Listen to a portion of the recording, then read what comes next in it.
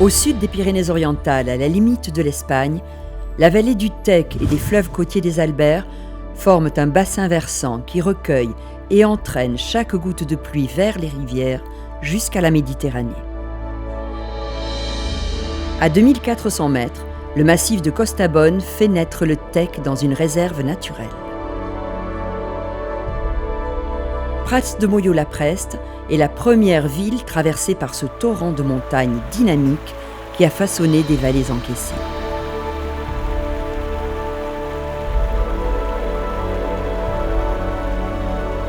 La Haute-Vallée est très peu marquée par l'empreinte de l'homme, à l'exception de l'activité d'élevage et des villes et villages tels Arles-sur-Tech ou la station thermale d'Amélie-les-Bains. Ainsi, l'eau du Tech et de ses affluents est ici de très bonne qualité et alimente en eau potable toute la vallée sans subir de traitements importants. À partir de Céré, la pente devient plus faible, le Tech est plus large, il rentre dans la plaine du Roussillon.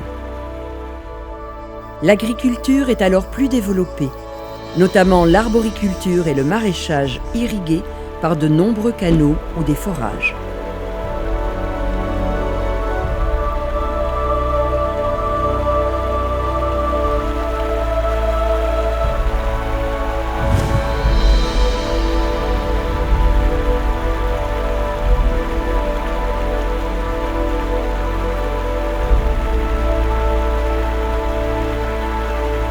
Après 80 km, le Tech finit sa course à Argelès-sur-Mer, dans la réserve naturelle du Mas-Larieux.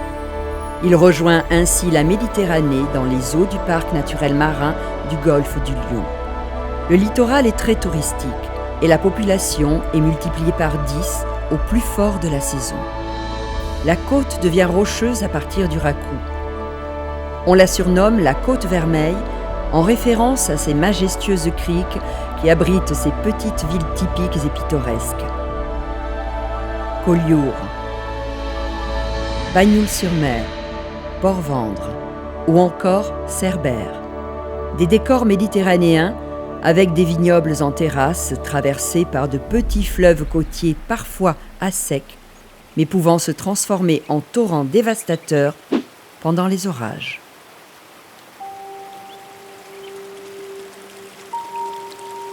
Entre montagne, piémont, plaine et littoral, la biodiversité liée à l'eau est ici très variée et plutôt en bonne santé grâce à un milieu préservé.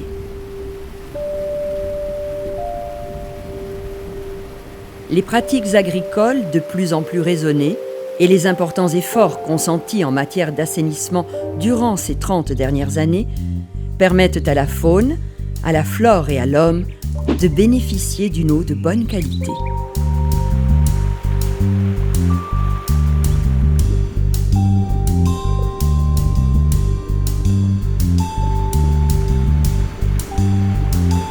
Néanmoins, quand elles sont cumulées, certaines pratiques ou activités entraînent encore des pollutions significatives par les nitrates, phosphates, pesticides, déchets ou autres substances dangereuses.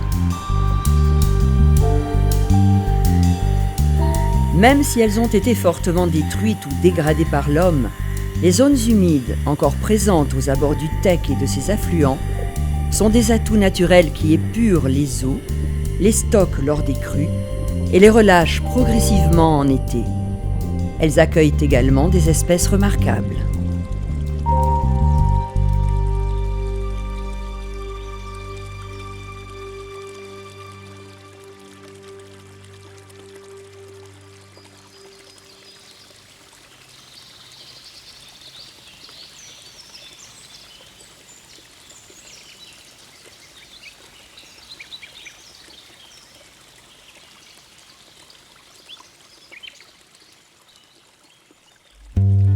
Aujourd'hui interdites, les extractions de sédiments ont enfoncé le lit des rivières, abaissé les nappes et fragilisé les ponts.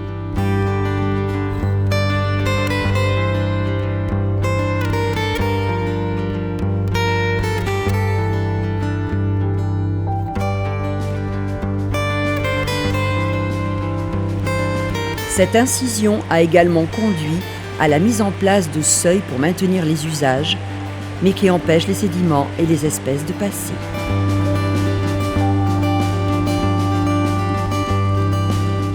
Ces ouvrages servent notamment à alimenter les canaux d'irrigation indispensables pour l'agriculture.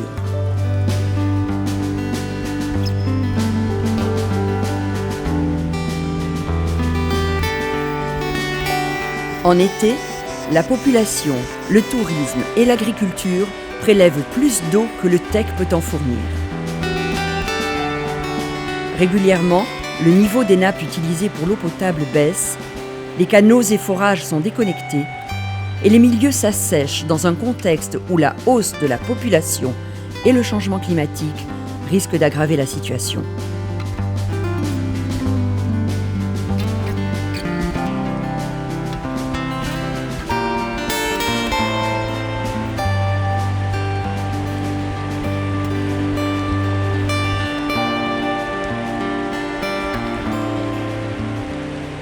À l'inverse, quand les pluies s'abattent sur la vallée.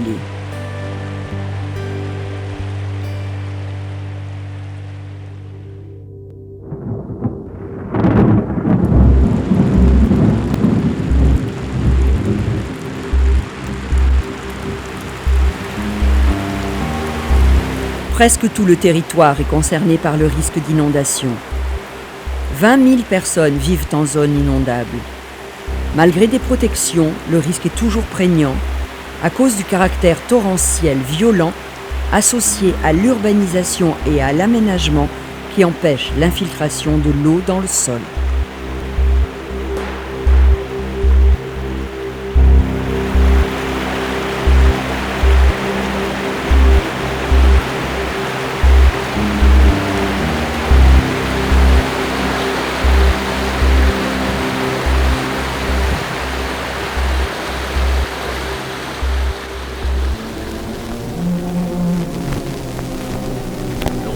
Vient de subir la plus grave catastrophe.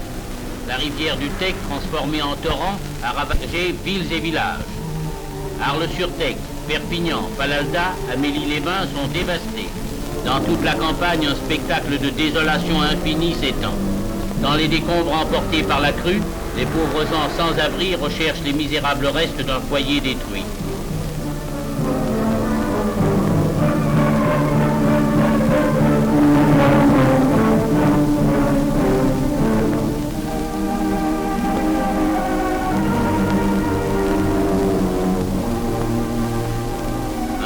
De dégâts, des victimes, des milliers d'hectares dévastés, tel est le bilan de cette catastrophe, l'une des plus terribles qui ait jamais frappé les Pyrénées-Orientales.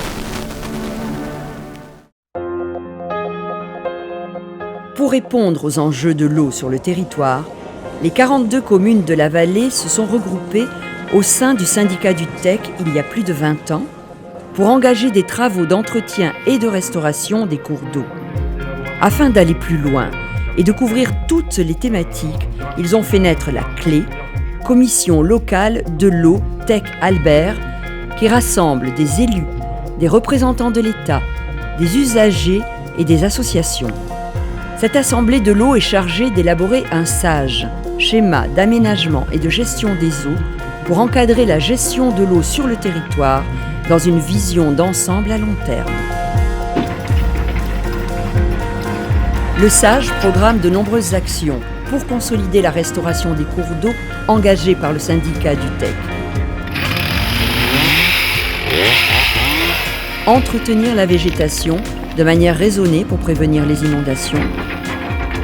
Gérer les sédiments pour recharger les zones déficitaires. Protéger strictement les zones humides pour bénéficier d'une épuration naturelle et réguler le transit de l'eau. Il s'agit également de restaurer des zones de débordement naturel en cas de crue pour privilégier d'inonder des zones sans population ni activité et favoriser l'infiltration des eaux pour limiter le ruissellement. Sur le volet qualité, le SAGE prescrit entre autres de limiter les pollutions urbaines, optimiser l'assainissement, mieux gérer les eaux pluviales et amplifier la lutte contre les pesticides pour éviter les transferts vers la mer. La priorité numéro 1 du SAGE reste la préservation de la ressource en eau pour satisfaire tous les besoins d'eau pour la population, l'industrie et l'irrigation. La stratégie adoptée par la CLE consiste notamment à ne pas aggraver la situation de déficit actuelle en faisant le maximum d'économies d'eau, car les marges de manœuvre sont importantes. L'idée est également de partager équitablement la ressource en fonction des besoins réels de chacun.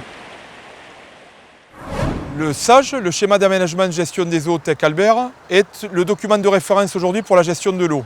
C'est un document qui a nécessité un long travail de concertation et je dirais que l'intérêt de ce document, c'est que le législateur a voulu mettre le citoyen au centre du débat, puisqu'il y a 3 collèges, le collège des collectivités, le collège des services de l'État et le collège des usagers. L'importance d'avoir le collège des usagers est également de mener une réflexion beaucoup plus aboutie et d'avoir, je dirais, des visions très différentes selon les gens qui participaient à nos réunions.